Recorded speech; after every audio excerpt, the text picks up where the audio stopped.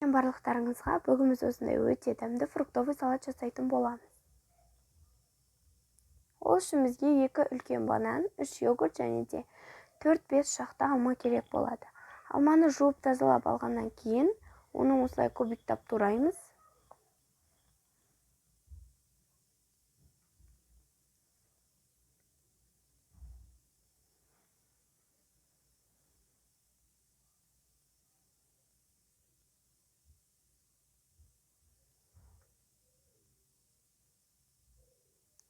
Алманы турап болғаннан кейін бананның қабығын аршып, оны дөңгелектеп тураймыз және де оның дөңгелегін 2-ге бөлеміз.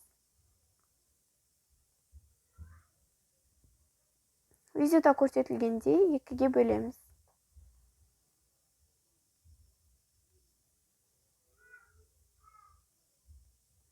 Барлығын бір үлкен табаға салып, оған 2 немесе 2,5 банкадай йогурт қосамыз, яғни кішкентай баночка сияқты.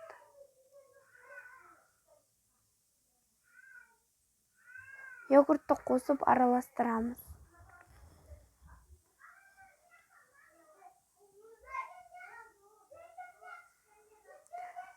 Айта кететін жайт, және де егер де сіздердің үйлеріңізде киви, апельсин және де тағы да басқа фруктылар болса, онда қоссаңыздар болады. Өзінің сезонына байланысты қоссаңыздар болады.